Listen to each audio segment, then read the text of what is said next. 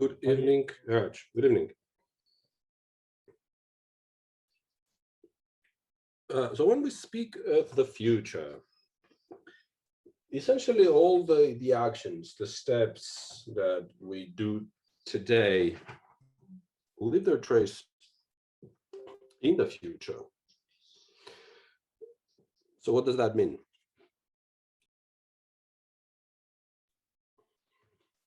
Well, the issue of the future, something we are looking at in our personal lives and professional lives and careers and the life of the nation, a very important one indeed. So my approach is that specifically trying to look at that from the Armenian point of view. And we have to be looking at future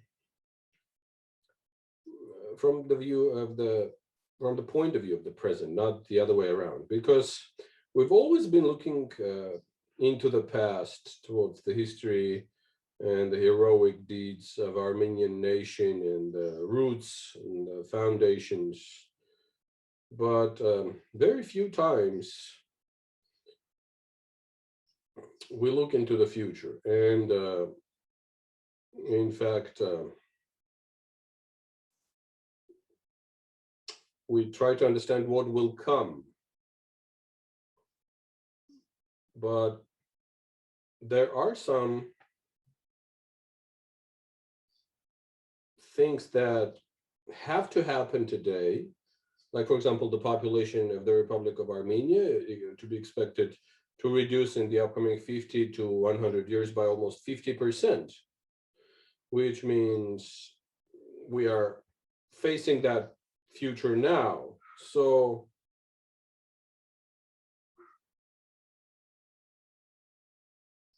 does that mean that it is abstract anyhow, or it's not about imagination or dreams?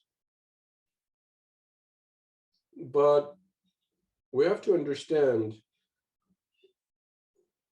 where the current processes lead us, and based on the knowledge and experience and development we have, we should know where it goes. Like in case of the football, when you try to score a goal, you always give a direction to the ball, right? I mean, you see the final destination. It's the same. Or look into the future by understanding the present. Meaning, look at the processes and developments that take place already, and we may guess where they're leading us towards, or where they will bring us in 5 or 10 years. Okay, so our actions,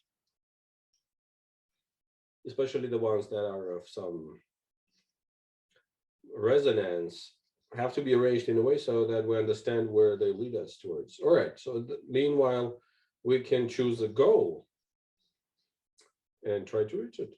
Isn't that true? Yes? Especially with the development of technology. Look at what happens. We know that artificial intelligence is going to play a significant role in the upcoming decades. So in terms of that development, Armenians and Armenia should try to find their place, to play a role, so that we're part of the development for the upcoming decades.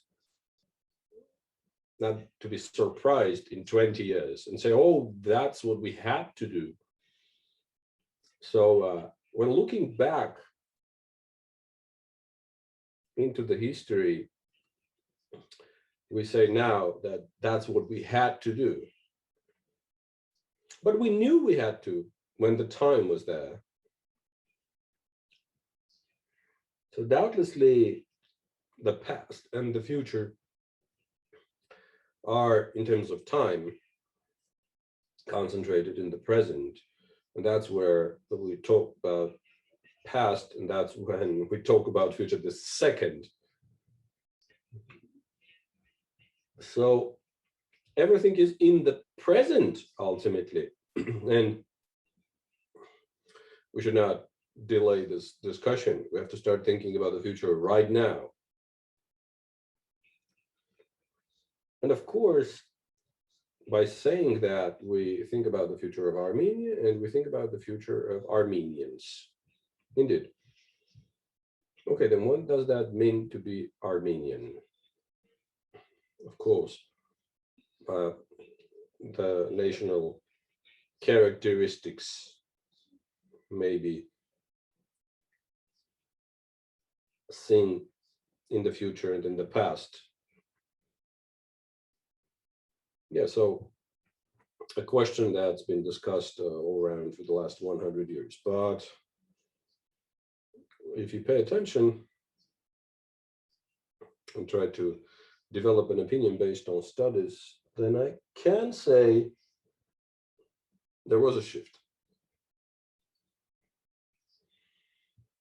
So if 40, 50 years ago from now, identity was more a collective concept, meaning every Armenian was identified by how Armenians were perceived collectively, then today, in the 21st century, every Armenian individual decides his or her Armenianship on his own,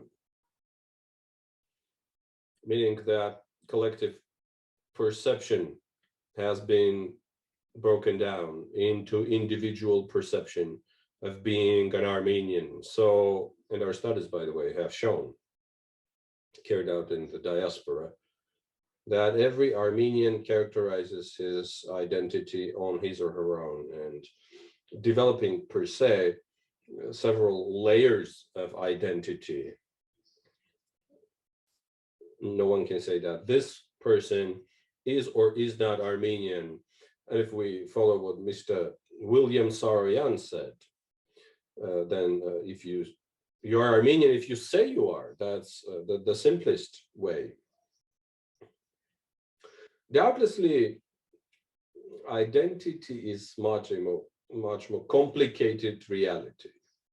It embraces the cultures of countries we have lived in, and we still do. That's also part of our identity. And there's also the Armenian identity of Armenia and culture and family. So it's multi-layer, multifaceted issue. But I think that in the 21st century, it is the treasure that we have. It is the diversity in perceiving the identity, the Armenian identity, and that's a value. And we say now there are Armenians by origin and Armenians by choice. Yes, exactly. And of course, we would like to have more Armenians by choice. So by the way, when we speak of identity, we usually find these three turtles of identity floats on the church, the language, and either the family or the fact of residing in Armenia. Is that true? Well, yes. We have these pillars on which the building of identity stands, the structure, the edifice. Doubtlessly, yes, religion, culture, language, family,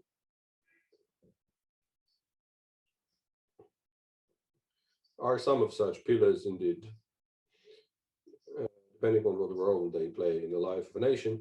But I would say the three main pillars are church, school, and media, or maybe forms of communication at large. So these are the three that have characterized the life of the diaspora. So everyone had a role in the establishment of that identity and in the process of perception thereof. It has transformed, doubtlessly, because Armenians now live in very diverse environments with no schools and churches. Nevertheless, one very interesting fact is that after the independence of Armenia, the new generation has established a direct contact with Armenia without intervention of the so-called traditional bodies, agencies. Because if previously the contact with Armenia would be supported by the organizations in the diaspora, then today the role of such organizations apparently is weaker, naturally, because Armenians have their own relationship to the world, to Armenians of the other countries, because this virtual life, this virtual world provides for such opportunities and creates all the tools for it. So in this respect, Armenia as a state, as a country, is a very important source for the Armenianship in the diaspora. The identity of Armenians exists only till Armenia exists. So the word homeland, the fatherland, the motherland,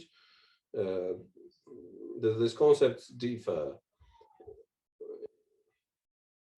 in the perceptions of those in the diaspora. Most of those here think that the homeland is the place where they were born. So Armenia indeed is their motherland, but if you ask them, they will tell their homeland is where they were born. And the second is Armenia. And the third is, some people would say, the country where I live now is my motherland. Well, quite interestingly, in the whole activity on the internet, there is also this expression of Facebook Armenians, which is also new to us, of course. Well, this is all clear. I may suppose that by saying traditional organizations, you mean the political parties. Let me be more specific, because it is important. So I will now mention 7 organizations or agencies that are transnational. The 3 churches, parties, political parties, and the charity. By saying 3 churches, you mean the Armenian Apostolic Church, the Catholical, and the Armenian Evangelical. So these are transnational, meaning that they are present in all the diaspora communities. Well, of course, there are local organizations that exist only in certain countries, serving the goals they devise themselves. But these 7 are transnational. Well, at least they have existed for decades, to say the least, had their role and still do in the life of the diaspora. So when I say traditional organizations, establishments, I mean these 7. That's the ones that I mean. All right. So now I'm going to refer this to all those people who are watching us on the Zoom or Facebook, and this is time to ask questions. to Hratch Tchilingirian, who is a renowned diaspora representative and is able to answer many questions. Now, coming back to our conversation, I may only suppose that when you said the three churches may not be so well accepted. Which part? I'm sorry, you mentioned the three churches might not be well accepted because we in Armenia are more inclined to think that the Armenian Apostolic Church is the only one. Well, doubtlessly, I meant the diaspora. It's not about Armenia proper. This is about the diaspora. So whether Armenia as such accepts these three churches or doesn't matter, in fact, because these three establishments had played their role in the life of the diaspora yet long ago. So it doesn't matter how acceptable it may be for the people of Armenia, because they have done what they have done. So to say that it's not acceptable is a different problem, not to say they did not exist. They did, played a big role after the genocide by supporting the rebirth of the Armenian nation that can never be forgotten. Okay, so Hratch, I may suppose that specifically the Armenian Apostolic Church looks for its role in today's reality and in tomorrow's reality. What place can be given to religious organizations, let me put it this way, in the life of tomorrow? A very important question mark. A question that Common would discuss at large. So we've been saying all the time that the church is a national establishment, is a national structure, institution that has protected the national ideals for ages. But today, in the 21st century, the main issue is, or the people want to understand the following. What is the mission of the Armenian Apostolic Church? Well, apostolic because established by apostles, but there is a mission. They have been sent to do something, right? So what is that mission of the Armenian Apostolic Church before the nation? I don't know, defend the identity, maybe worship the morale, or nourish, or I don't know, guide the people to salvation and the Christ. So, but at least the common people do not understand what that mission is. Well, doubtlessly the clergy would remonstrate to say that the mission is clear for 2000, has been clear for 2000 years and more, but it's not the case, to me at least. So the church has to itself tell the people in Beirut, Los Angeles, or Hong Kong what people should expect. And by the way, even those who are not devout, are not pious, they simply expect the church to play its religious role, the spiritual one, in the life of the Armenian nation before they do anything else. So Yes, the church states that they should keep the identity and teach Armenian, but there are such agencies in the diaspora already, aren't there? Political parties, charity, schools. Why would the church do that as well? Spend its time and energy on that. Why? When the main mission is to provide for the spiritual food, and no other organization will be able to provide for that. No other organization will be able to carry that mission forward. So, with all the expectations we have from the church, I think the church, I mean the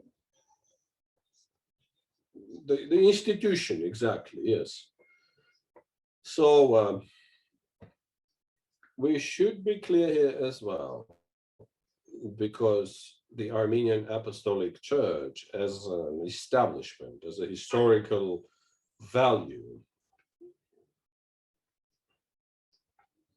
is respected by every Armenian. I don't think there is one who doesn't. That's doubtlessly so.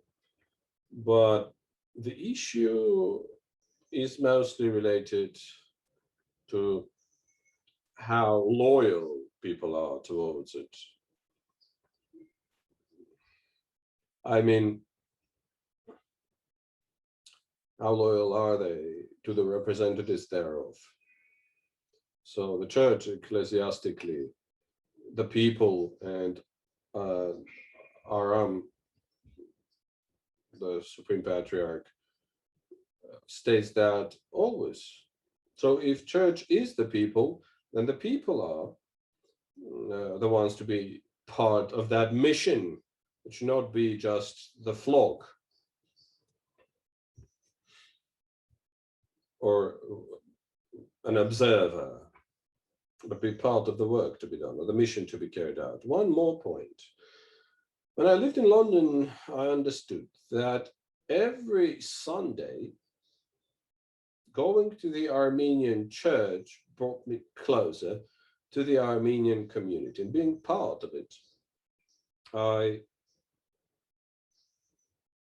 would talk to the representatives of my community somewhere in the vicinity of the church or inside, maybe agree on some meetings and have some issues discussed, etc. So the church de facto physically in the diaspora plays also the role of the unifier of the community.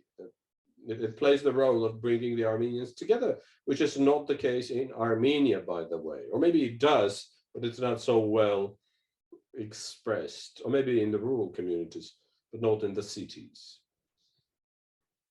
So maybe that's another role the church should play. Well, a good question again. Doubtlessly, there are communities where the church is the only Armenian organization. Well, the history of the Armenian diaspora comes to us at that for the last 300 years at least. The first organization as such was the church, and then the school and the media came. So the church in that respect has its, I would say, neutral stance. And now, I'm sorry, and it's a place where everyone is equal, independently from what he or she represents by the altar. So diversity is flattened under the chapel, and that's the role of the church in the diaspora. But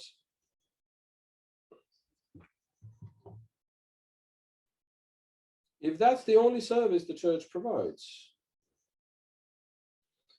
then they failed to implement their mission in 90% of the cases. It's just a place where people gather and have some drinks and smoke. Then the question is, yet, why do we need it for? Why do we need a church for that? We can gather somewhere else. So coming back to the point that the church is the one that decides what its mission should be. A mission it decides can cover various things, including the unity and cohesion, and so precious in the diaspora. Another important circumstance for the church, as part of the Orthodox Church, with its approach, is the collective experience of Christianity, meaning you may not pronounce yourself a Christian while sitting at home. You must be a part of the parochials. You have to be part of the devout community. And that's how you're defined. That's how you're characterized as Christian. And that's where the Orthodox model underlines the collective identity and underlies its importance. And that word ecclesia means the unity, means the assembly. So in the 21st century, unfortunately, religion and spiritual life have been separated completely, meaning people decide that on their own. They decide that they should pursue certain models and philosophical perceptions. So it's up to individuals to decide their religious identity, I would say spiritual even. So there is a need for that, but it's not well organized. Hence, what we have now, the Armenian Apostolic Church has a lot to do to study the realities of the 21st century. As Armenians who reside in certain countries have many problems and face many new ideologies and approaches and try to overcome many problems. And the church is the one that will give that energy, that power, that will nourish these people, and by that create the demand to be close to the source. Religious, spiritual, mental, ideological. There are several questions here already, Hratch, and we'll try answering them now. Though I have some questions myself. Question by Ani Minasyan. Before 91, the diaspora did not have Armenia. There was no Armenian state. What changes were made in the agenda of the diaspora since the independence of Armenia? What were the transformations in it for the last 30 years? And what is the Armenia diaspora wants to have? At least all those who call themselves Armenians. A very important question indeed. I'll try to answer short.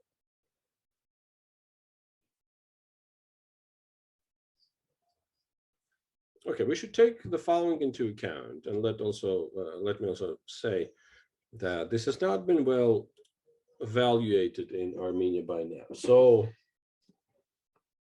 the diaspora has managed to defend its identity, language, culture, traditions for 100 years, or more than 100 years.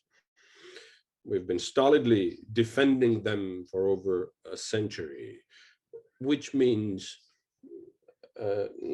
enormous experience in protecting culture.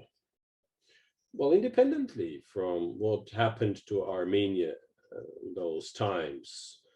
Armenia was not independent. It was part of Soviet Union, etc. Finally,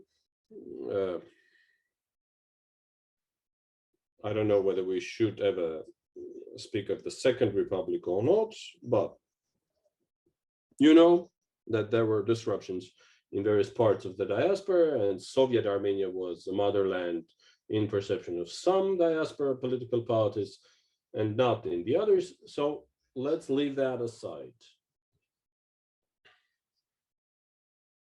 The diaspora has always worshipped the independent Armenia as a dream. And this was clearly visible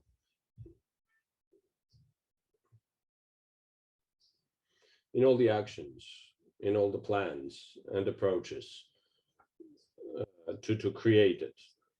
That's what diaspora dreamt of. And it came true in 91. But you also mentioned 30 years. What happened in 30 years? The diaspora, first of all, was not ready to settle with that reality. So what happened with the Armenian independence? Investment, charity, everything happened. And all happened ultimately through weakening the diaspora organizations. As a consequence, we have closed schools in the diaspora, and the sources are far. So, and today,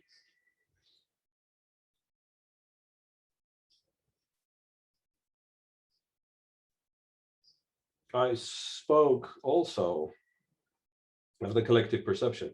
Many Armenians have departed from it. They're quite far from it now, which is still the consequence of everything that happened in Armenia for the last 30 years, and everything that happened in the diaspora are torn out. Clear. Second question, try to be brief again. Which is the pivot that brings all Armenians together? Which is the axis? Armenian speaking or non-speaking, Christian or non-Christian, with or without education, rural or urban, etc. Interestingly, I may not limit myself to one or two points upon this, but coming back to Armenia diaspora relations, if you look at it, the first question is, how do you decide your Armenianship? How do you define the identity? There are three main factors: family, language, and culture. So these are the three main ones. Hence, the pivot, and hence the family plays the role of a nation, of a state, of the motherland as such. For many, culture is the soil, but for diaspora, soil is the culture, and the family is the establishment, is the physical place where that Armenianship or that identity are expressed, are manifested. And of course, the language is a very important factor. So even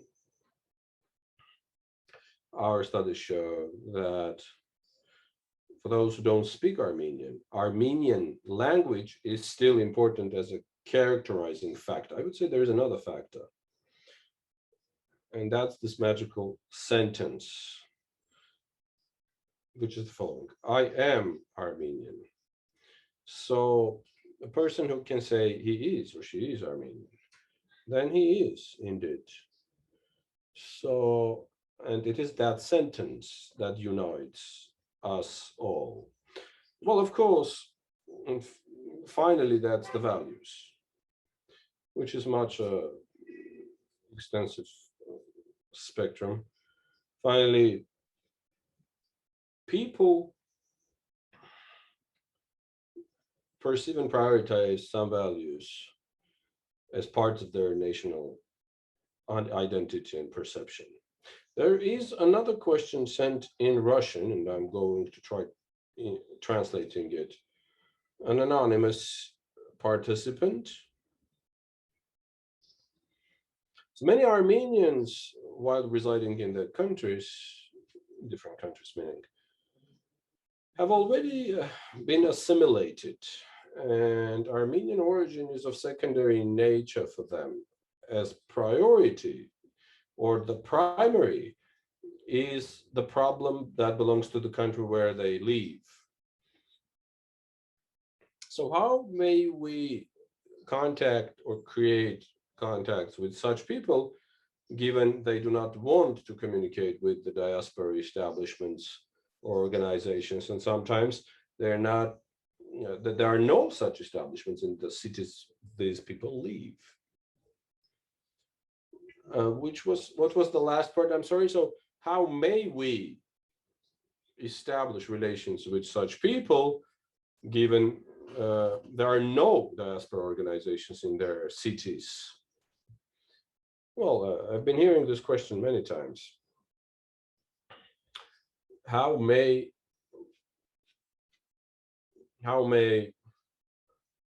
those who have not been part of it come back or participated?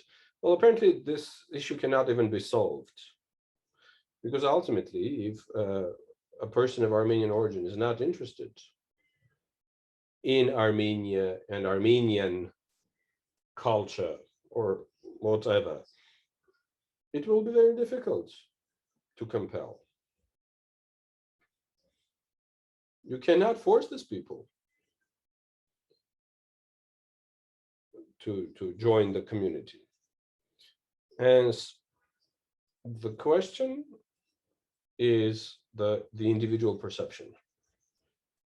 Doubtlessly, there are people who do not want to have anything common with Armenian or Armenians, and I'm sure we all know such people.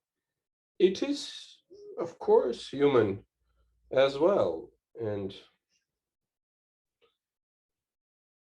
remind that sometimes when we speak of Armenianship and Armenia, we kind of forget about the universal human values.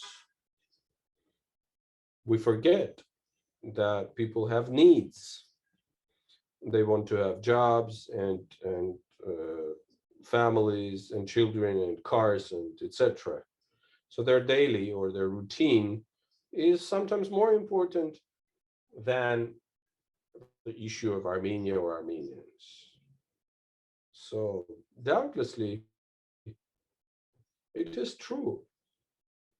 There are people, not a big percentage, but some of them are not interested with Armenia. They don't want to. Some watch the Armenian news once a month, still interested. So there are yet Armenians in the diaspora, Armenia, people of Armenian origin who are not interested with Armenia. And that's what it is. That's how it is. So that they want to live their life independently. But there are people who think about Armenia all the time. So this is the reality. You know what? While residing in Yerevan, I watch the news very, very rarely, maybe once a week. Okay, another question in two languages, in English first and then in Armenian by Armenian Grigorian. So she asks us to speak about the negative attitudes of some communities towards their own selves. Okay, she was refused to communicate in Syunik region when they knew she came from Russia. Also, Armenians of Armenia do not like those of Karabakh, etc. The question is the following: where does this all come from, and what may we do to change it? A very good question, and we've been facing it many times. So when I hear this question, I think this is something really human, just human. It doesn't have anything to do with a nation. There are such people in all nations. There are such concepts, formations, and perceptions. Finally, this is universal. As humans have their approaches and ways of life and thinking and prejudice. So this type of manifestations then merge with the national perceptions or ideological concepts, turning all it into something controversial and insulting and problematic. So I would like to underline another problem here, more related to diaspora only. It is about ideological issues, which means we have quite clearly expressed differences in ideology. Perceptions and perspectives are different. Political approaches are different. But we think that if we say that we are Armenian and we belong to the Armenian nation, then we all are the same. It's not the case, no. For example, I may also say that the Armenian society is much more conservative in its ways than the one in the diaspora, which is much more liberal, open-minded on many issues. So when diaspora Armenians and Armenians discuss things, they might conflict. They might have a conflict because completely different.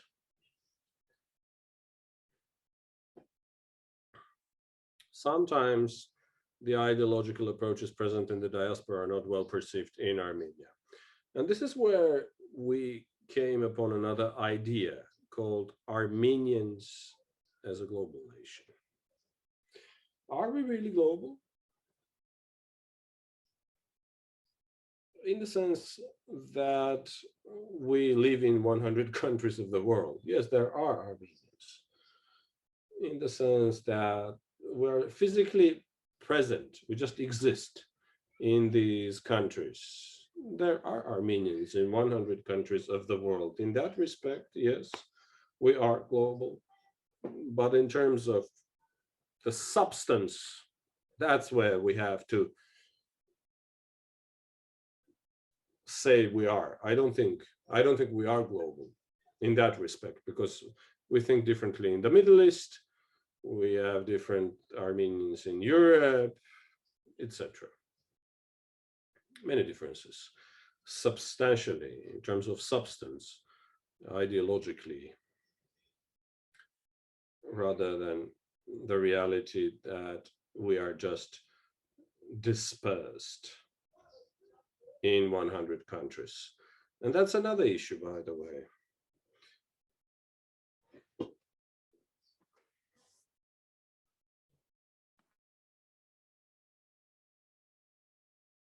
That's the difference. Okay. I may take the freedom to cite one of your articles. So to overcome those differences, we need three types of people, I'm sorry. Thinkers, managers, or doers, and the makers, the ones who will fund it. Okay, so the unity thereof may also turn us into a global nation in terms of substance. Will you agree? Of course I will. And experience shows that. So while being part of the diaspora, I may say that if one of these is missing, then the system doesn't work.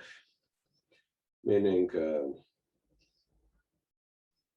these ideas and programs will not happen. So I don't know whether we have time, but I may detail here a little. Yes, please. Please. So why these three? So thinkers, doers, makers. Like people who've had their profession and studied certain sectors of life and accumulated extensive knowledge there. So they have their professional views, but they are not able to implement those ideas, which means we need organizers there, people who have experience. And that's where these doers will play a role. We have hundreds of different organizations in the diaspora with representations. So these people are organizers, meaning they do work in their communities, they're active, etc. So the third, which is not less important, the makers need funds, money, meaning the rich, the merchants, those who have the ability, funds or organizations. So these three together essentially will be able to do things. So there are people who have the experience to bring these ideas forward, and there are those who have the capacity to turn this into reality. Thank you very much. Unfortunately, the time is up. And